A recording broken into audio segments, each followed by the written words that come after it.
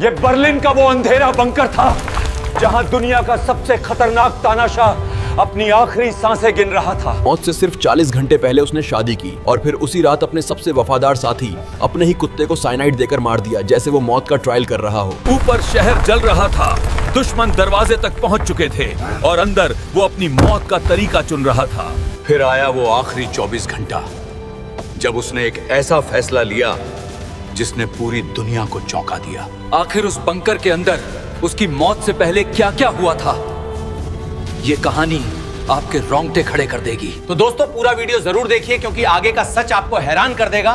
और चैनल को subscribe, video को लाइक करना बिल्कुल मत भूलिए। जमीन की सतह से ठीक 55 फीट नीचे एक अंधेरा, सीलन और कंक्रीट से बना तहखाना। बाहर दुनिया के सबसे खूबसूरत शहरों में से एक जर्मनी की राजधानी बर्लिन धू धू कर जल रहा है। सोवियत संघ की खूंखार लाल सेना शहर के हर चप्पे को तबाह कर रही है और इस जमीन के नीचे दबे हुए फ्यूहरर बंकर में वह इंसान मौजूद है जिसने अपनी सनक में पूरी दुनिया को द्वितीय विश्व युद्ध की आग में झोंक दिया था। दुनिया को अपने नाम से थर्राने वाला वो क्रूर तानाशाह एडोल्फ हिटलर आज खुद खौफ से कांप रहा है। उसकी उम्र महज 56 साल है, लेकिन वह किसी 70 साल के बूढ़े और बीमार इंसान की तरह दिख रहा है। उसके हाथ इस कदर कांप रहे हैं कि वह एक पेन तक ठीक से नहीं पकड़ पा रहा है। जो इंसान कभी लाखों की भीड़ को अपने एक इशारे पर नचाता था, आज वह मौत के साये में एक बदबूदार बंकर में कैद है।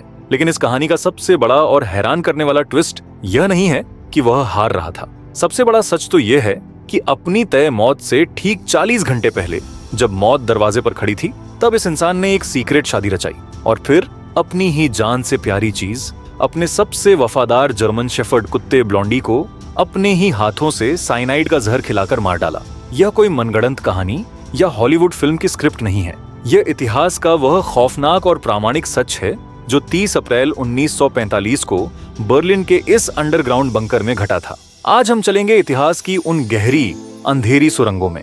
हम जानेंगे कि हिटलर के आखिरी 24 घंटों में पल पल क्या हुआ था, कैसे एक विशाल और अजेय साम्राज्य का अंत एक घुटन भरे तहखाने में हुआ। क्या सच में हिटलर वहीं मारा गया था या फिर वह चकमा देकर भाग निकला था? चलिए आज इतिहास के पन्नों से धूल हटाते हैं और एक एक सच को, एक एक रहस्य को आपके सामने रखते हैं। कहानी शुरू करते हैं उस दौर से जब यह तानाशाह पैदा हुआ था। एडोल्फ हिटलर का जन्म 20 अप्रैल 1889 को ऑस्ट्रिया के एक छोटे से शहर ब्रोनो एम इन में हुआ था। पिता अलोइस हिटलर एक सख्त मिजाज कस्टम अधिकारी थे और माँ क्लारा एक बेहद शांत स्वभाव की महिला थी।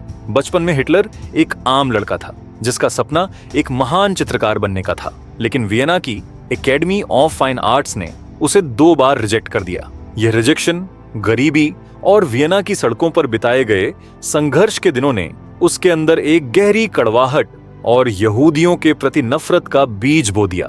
फिर प्रथम विश्व युद्ध ने हिटलर की जिंदगी हमेशा के लिए बदल दी। वह जर्मन सेना में एक मैसेंजर के रूप में भर्ती हुआ। युद्ध के दौरान वह बहादुरी से लड़ा, आयरन क्रॉस से सम्मानित हुआ और मस्टर्ड गैस के हमले में कुछ समय के लिए अंधा भी हो गया। जब वह अस्पताल में भर्ती था तब उसे जर्मनी के आत्मसमर्पण की खबर मिली। इस हार को उसने जर्मनी की पीठ में छुरा घोंपे जाने के रूप में देखा और यहीं से उसके भीतर एक कट्टर राजनेता का जन्म हुआ। 1919 में हिटलर ने जर्मन वर्कर्स पार्टी ज्वाइन की, जिसे बाद में नाजी पार्टी का नाम दिया गया। अपनी जबरदस्त और सम्मोहक भाषण कला के दम पर वह जल्द ही पार्टी का नेता बन गया। 1923 में उसने म्यूनिख में तख्ता पलट की नाकाम कोशिश की, जिसके लिए उसे जेल जाना पड़ा। जेल में ही उसने अपनी आत्मकथा मीन कैंप लिखी, जिसमें उसने जर्मनी के विस्तार और नस्लीय शुद्धता का खौफनाक खाका खींचा था। 1929 की वैश्विक आर्थिक मंदी ने हिटलर को वह मौका दे दिया जिसकी उसे तलाश थी। जर्मनी में भूखमरी और बेरोजगारी चरम पर थी। हिटलर ने जर्मन अवाम को एक सुनहरे भविष्य का सपना दिखाया। जनवरी 1933 में राजनीतिक उठापटक के बीच उसे जर्मनी का चांसलर नियुक्त कर दिया गया। कुछ ही महीनों के भीतर उसने लोकतंत्र का गला घोंट दिया और खुद को जर्मनी का सर्वोच्च तानाशाह फ्यूहरर घोषित कर दिया। हिटलर की महत्वाकांक्षा सिर्फ जर्मनी तक सीमित नहीं थी, वह पूरी दुनिया पर आर्यन नस्ल का राज चाहता था। इसलिए 1 सितंबर 1939 को हिटलर की सेना ने पोलैंड पर हमला किया और इसी के साथ द्वितीय विश्व युद्ध की शुरुआत हो गई। जर्मन सेना की रणनीति थी ब्लिट्जक्रेग, यानी बिजली की गति से युद्ध। इसमें लुफ्टवाफे, जो कि जर्मन वायुसेना था, उसने आसमान से बमबारी करती थी और जमीन पर पेंजर टैंकों की लंबी कतारें दुश्मन की रक्षा पंक्ति को रौंद देती थीं। इस रणनीति ने दुनिया को हैरान कर दिया। महज कुछ हफ्तों में पोलैंड गिर गया। 1940 में फ्रांस, बेल्जियम और नीदरलैंड्स भी इस तूफानी हमले के सामने घुटने टेक चुके थे। हिटलर की सबसे बड़ी और विनाशकारी भूल थी 1941 में सोवियत संघ यानी रूस पर ऑपरेशन बारबरोसा के तहत हमला करना। शुरुआत में जर्मन सेना मॉस्को के दरवाजे तक पहुंच गई, लेकिन रूसी सर्दियां और स्टालिनग्राड की खूनी लड़ाई, जो कि 1942 से 1943 तक चला, उसने पासा पलट दिया। सोवियत सेना ने जर्मन सेना की छठी आर्मी को घेरकर तबाह कर दिया। यहाँ से हिटलर के साम्राज्य का पतन शुरू हो गया। पश्चिम से अमेरिका और ब्रिटेन की सेनाएं आगे बढ़ रही थीं और पूर्व से सोवियत संघ की लाल सेना बदले की आग में जलती हुई बर्लिन की तरफ मार्च कर रही थी। अप्रैल 1945 तक आते आते थर्ड राइक की मौत का फरमान लिखा जा चुका था। लाल सेना ने 25 लाख सैनिकों, हजारों टैंकों और तोपों के साथ बर्लिन को चारों तरफ से घेर लिया था। 16 अप्रैल को सीलो हाइट्स पर सोवियत मार्शल जुकोव की सेना ने जर्मन रक्षा पंक्ति को पूरी तरह ध्वस्त कर दिया। इधर बर्लिन के अंदर का नजारा भयानक था। हिटलर ने वॉक्सस्टर्म यानी बूढ़े आदमियों और छोटे छोटे स्कूली बच्चों के हाथों में हथियार थमा दिए थे। हिटलर ने अपने 56वें जन्मदिन 20 अप्रैल 1945 को आखिरी बार बंकर से बाहर आकर इन छोटे बच्चों के गाल थपथपाए थे, जिन्हें उसने नस्लीय श्रेष्ठता के नाम पर मौत के मुंह में धकेल दिया था। बर्लिन पर हो रही भारी बमबारी से बचने के लिए 16 जनवरी 1945 को हिटलर राइक चांसलरी के बगीचे के नीचे बने एक सुरक्षित अंडरग्राउंड बंकर में हमेशा के लिए शिफ्ट हो गया था। इसे फ्यूहर बंकर कहा जाता था। यह बंकर वास्तुकला और सुरक्षा का एक खौफनाक नमूना था। इसे 2 हिस्सों में बनाया गया था, जिसमें पहला है वॉर बंकर। यह ऊपरी हिस्सा था जहां हिटलर के गार्ड्स, सेक्रेटरीज के कार्यालय और खाने का कमरा था, और दूसरा था हॉप्ट बंकर।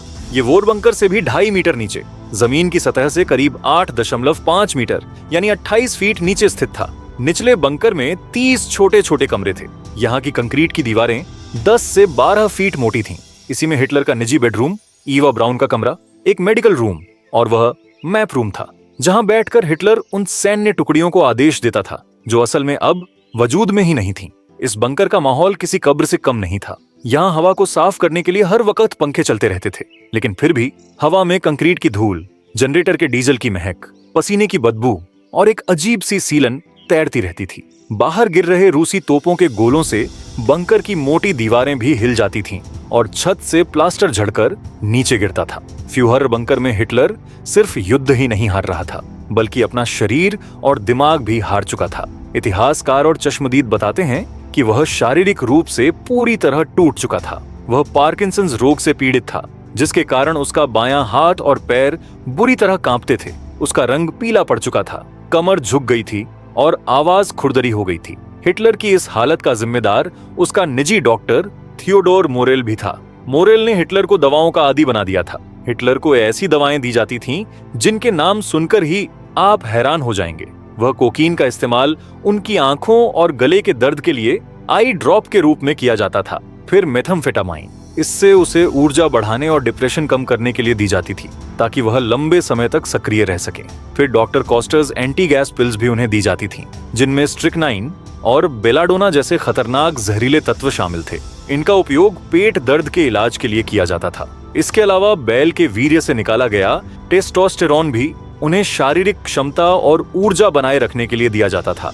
द्वितीय विश्व युद्ध के दौरान मोरेल ने हिटलर को 90 अलग अलग तरह की दवाएं दी और वह एक दिन में 28 गोलियां तक खाता था। अप्रैल 1945 के अंत में जब मोरेल बंकर छोड़कर जाने लगा, तो हिटलर का मानसिक संतुलन पूरी तरह से ड्रग्स पर निर्भर था।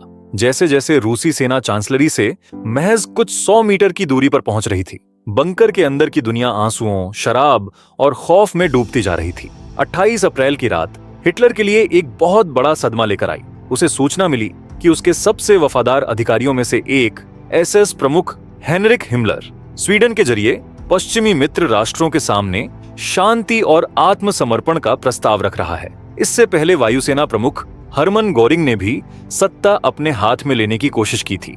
हिटलर इस गद्दारी से पागल हो गया। उसने महसूस किया कि अब सब कुछ खत्म हो चुका है। 28-19 अप्रैल की दरमियानी रात करीब 2 बजे उसने अपनी निजी सेक्रेटरी ट्राउडल जंगे को अपने कमरे में बुलाया। उसकी आंखें लाल थीं और हाथ कांप रहे थे। उसने अपनी राजनीतिक और व्यक्तिगत वसीयत लिखवाना शुरू किया। अपनी राजनीतिक वसीयत में उसने जो कुछ भी कहा वह उसके ताउम्र के अहंकार का सबूत था। उसने द्वितीय विश्व युद्ध की कोई जिम्मेदारी नहीं ली। उसने लिखवाया, यह सच नहीं है कि मैं या जर्मनी में किसी और ने 1939 में युद्ध चाहा था। इसे उन अंतरराष्ट्रीय राजनेताओं ने भड़काया था जो या तो यहूदी मूल के थे या यहूदी हितों के लिए काम करते थे। उसने गोरिंग और हिमलर को गद्दार घोषित करते हुए नाजी पार्टी से निकाल दिया और एडमिरल कार्ल डोनिट्स को अपना उत्तराधिकारी चुना। वसीयत लिखवाने के तुरंत बाद हिटलर ने एक ऐसा फैसला लिया जिसने बंकर में मौजूद सबको चौंका दिया। उसने अपनी सालों पुरानी प्रेमिका ईवा ब्राउन से शादी करने का ऐलान किया। ईवा ब्राउन 1929 से हिटलर के संपर्क में थी, जब वह महज 17 साल की थी और हिटलर के फोटोग्राफर की असिस्टेंट थी। उसने हिटलर के लिए अपनी पूरी जिंदगी पर्दे के पीछे गुजार दी थी और अब जब सोवियत सेना दरवाजे पर थी तो वह भागने के बजाय अपने प्यार के साथ मरने के लिए बंकर में रुकी हुई थी। शादी के लिए एक सरकारी अधिकारी की जरूरत थी। जोसेफ गोएबल्स ने बर्लिन की सड़कों पर लड़ रहे वॉक्सस्टर्म के एक 37 वर्षीय म्यूनिसिपल काउंसिलर वॉल्टर वैगनर को खोज निकाला। तोपों की गोलाबारी के बीच बख्तरबंद गाड़ी में वैगनर को बंकर लाया गया। फिर 19 अप्रैल 1945 को आधी रात के ठीक बाद बंकर के मैप रूम में यह अजीबोगरीब शादी संपन्न हुई। जोसेफ गोएबल्स और मार्टिन बोरमन इस शादी के गवाह बने। सभी दस्तावेजों पर तारीख 19 अप्रैल डाली गई। ईवा ब्राउन ने अपनी जिंदगी में पहली और आखिरी बार अपने हस्ताक्षर ईवा हिटलर के रूप में की। शादी के बाद एक छोटा सा जश्न हुआ। शैंपेन खोली गई, लेकिन हर किसी के चेहरे पर मौत का डर साफ दिखाई दे रहा था। शादी संपन्न कराने के बाद वॉल्टर वैगनर वापस लड़ाई के मैदान में चला गया, जहां कुछ ही दिनों बाद सोवियत सेना की गोली से उसकी मौत हो गई। फिर 19 अप्रैल की सुबह बंकर के रेडियो ऑपरेटर ने इटली से एक ऐसी खबर पकड़ी जिसने हिटलर की रूह कांप दी। इटली के फांसीवादी तानाशाह और हिटलर के सबसे करीबी सहयोगी बेनिटो मुसोलिनी और उसकी प्रेमिका क्लारा पेटाची को इटली के विद्रोहियों ने पकड़ लिया था। उन्हें गोली मारने के बाद उनके शवों को मिलान शहर के एक पेट्रोल पंप की छत से उल्टा लटका दिया गया था। गुस्साई भीड़ ने उनके शवों पर थूका, पत्थर मारे और मुसोलिनी का चेहरा इस कदर कुचल दिया कि उसे पहचानना मुश्किल हो गया था। ये खबर सुनकर हिटलर के चेहरे का रंग उड़ गया। उसने फैसला कर लिया कि वह किसी भी कीमत पर जिंदा नहीं पकड़ा जाएगा और मरने के बाद अपने शरीर का तमाशा नहीं बनने देगा। हिटलर ने आत्महत्या के लिए साइनाइड के कैप्सूल मंगवाए थे, जो उसे गद्दार हो चुके हिमलर की एसएस संस्था ने दिए थे। लेकिन अब हिटलर को हिमलर पर बिल्कुल भरोसा नहीं था। उसे शक हुआ कि कहीं हिमलर ने उसे नकली साइनाइड तो नहीं दिया है ताकि रूसी उसे जिंदा पकड़ सके। इस शक को दूर करने के लिए हिटलर ने अपने सबसे प्यारे साथी, अपने जर्मन शेफर्ड कुत्ते ब्लॉन्डी को चुना। ब्लॉन्डी 1941 से हिटलर के साथ थी और बंकर में उसके बिस्तर के पास सोती थी। डॉक्टर वर्नर हास्य को बंकर के वॉशरूम एरिया में बुलाया गया। हिटलर के सामने ब्लॉन्डी के मुंह को जबरन खोला गया और चिमटे से साइनाइड का कैप्सूल उसके मुंह में फोड़ दिया गया। कुछ ही सेकंड में ब्लॉन्डी जमीन पर गिरकर तड़पने लगी और उसकी मौत हो गई। जिस तानाशाह को लाखों इंसानों के मरने पर कभी एक आंसू नहीं आया, वह अपने कुत्ते की लाश देखकर पूरी तरह टूट गया। चश्मदीदों के अनुसार वह एक बच्चे की तरह रोने लगा और किसी के भी सांत्वना देने की स्थिति में नहीं था। इतना ही नहीं, यह सुनिश्चित करने के लिए कि रूसी सैनिक कुत्तों को न पकड़ लें, हिटलर के डॉग हैंडलर फ्रिट्ज टार्नो ने ब्लॉन्डी के छोटे पिल्लों को चांसलरी के बगीचे में ले जाकर एक एक करके गोली मार दी। अब शुरू होते हैं वो आखिरी 24 घंटे जब इतिहास का सबसे क्रूर तानाशाह अपनी मौत के सफर पर निकलने वाला था। आइए इस समय चक्र को करीब से देखते हैं। 30 अप्रैल 1945 के सुबह 6 बजे सोवियत सेना बर्लिन के केंद्र तक पहुंच चुकी थी। तोपों की लगातार गर्जना से बंकर की दीवारें कांप रही थीं और हर धमाका अंत के करीब आने का संकेत दे रहा था। सुबह 8 बजे से 9 बजे तक बर्लिन की रक्षा के कमांडर जनरल हेलमुथ वेडलिंग ने हिटलर को अपनी आखिरी रिपोर्ट दी। उन्होंने साफ शब्दों में बता दिया कि सेना का गोला बारूद लगभग खत्म हो चुका है और आज रात तक रूसी सेना चांसलरी तक पहुंच जाएगी। फिर दोपहर 1 बजे से 2 बजे तक हिटलर ने अपनी जिंदगी का आखिरी भोजन किया। वह एक कट्टर शाकाहारी था। उसकी कुक कॉन्स्टेंस मंजियार्ली ने कुछ रिपोर्ट्स के अनुसार स्पेगेटी बनाई थी, जबकि कुछ अन्य रिपोर्ट्स में फ्राइड अंडे और मैश किए हुए आलू का जिक्र मिलता है। उसने बहुत शांत माहौल में अपना अंतिम भोजन किया। फिर दोपहर 2:30 पर हिटलर और ईवा ब्राउन ने बंकर में मौजूद बचे हुए स्टाफ से अंतिम विदाई ली।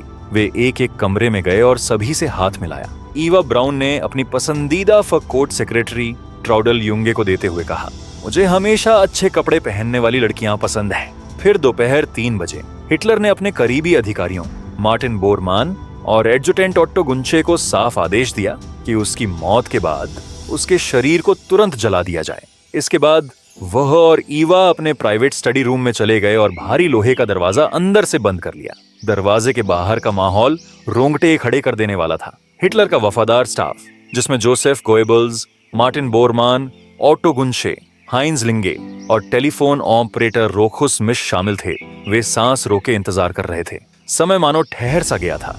बंकर के ऊपर सोवियत तोपखाने की गोलीबारी की कान फाड़ देने वाली आवाजें आ रही थीं, जिसके कारण अंदर की कोई भी आवाज सुनना मुश्किल था। तभी दोपहर करीब 3:30 बजे एक गोली चलने की दबी हुई आवाज आई। कुछ मिनट इंतजार करने के बाद हिटलर के वैलेट हाइंज लिंगे ने धीरे से दरवाजा खोला। अंदर का नजारा इतिहास का वह पन्ना था जो आज तक दुनिया में खौफ पैदा करता है। हिटलर एक सोफे पर बैठा था। उसकी दाईं कनपट्टी से खून बह रहा था और फर्श पर उसके पैरों के पास उसकी 7.65 मिलीमीटर की पिस्तौल पड़ी थी। उसने अपने सिर में गोली मारकर आत्महत्या कर ली थी। उसके ठीक बगल में सोफे के दूसरे कोने पर ईवा ब्राउन बेजान पड़ी थी। उसने गोली नहीं चलाई थी, बल्कि साइनाइड का कैप्सूल खाया था।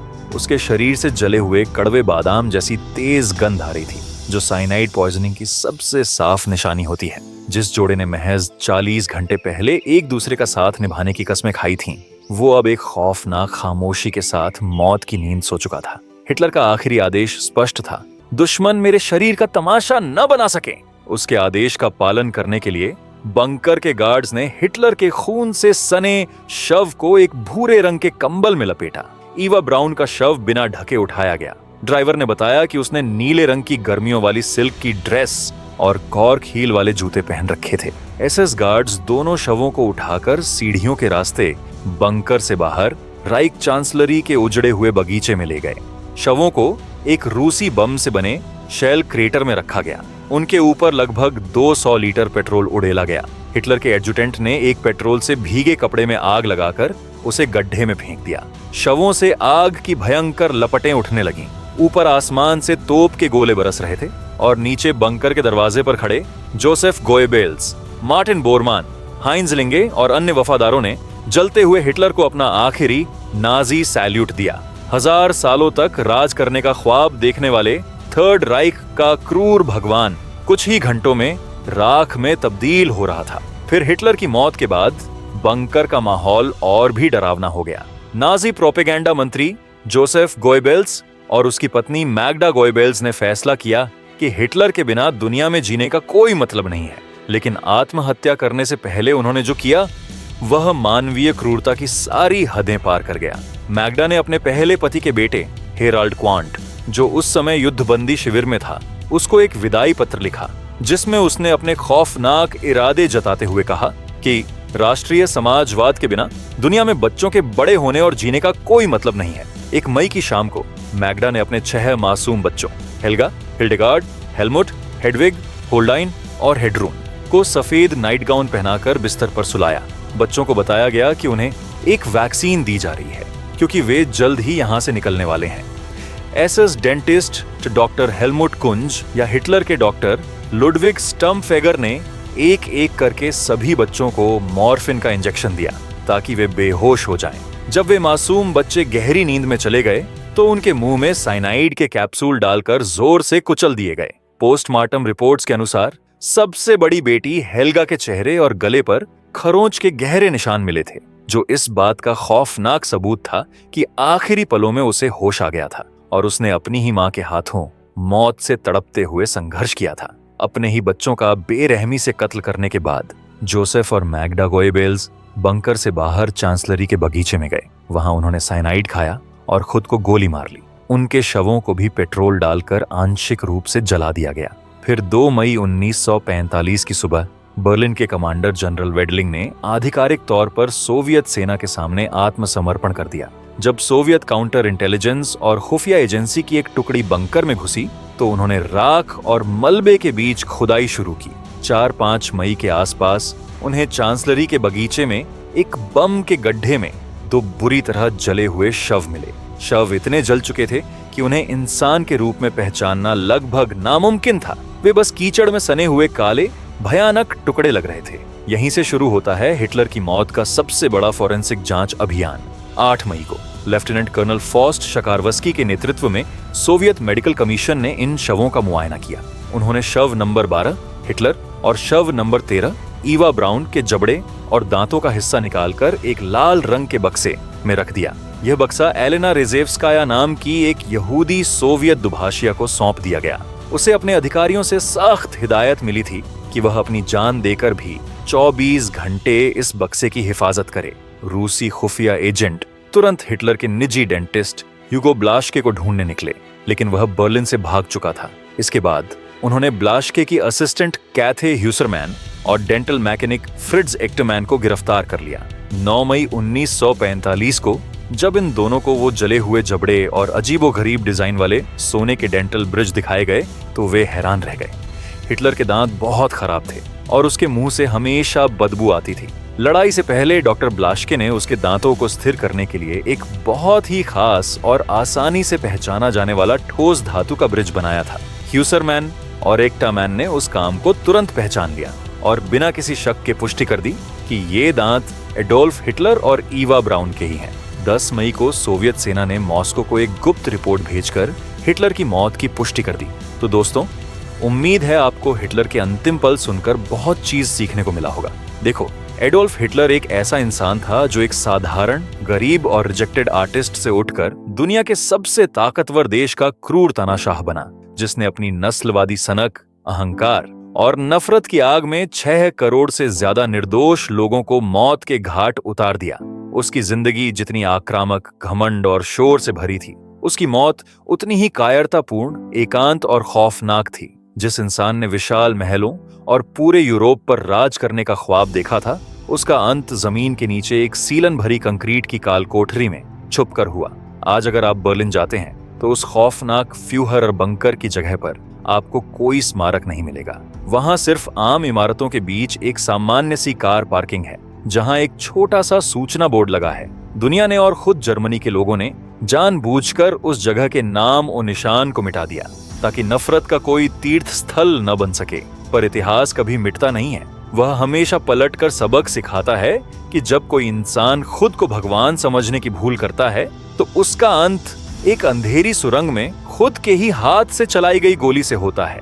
लेकिन याद रखिए, आज भी इतिहास के पन्नों में दर्ज उसकी तबाही की गूंज इंसानियत के दिल में कंपन ला देती है। यह हमें याद दिलाती है कि नफरत की बुनियाद पर खड़ा किया गया कोई भी अजेय साम्राज्य आखिरकार अपनी ही नफरत की आग में जलकर हमेशा के लिए राख हो जाता है। तो दोस्तों, उम्मीद है आपको यह वीडियो पसंद आया होगा।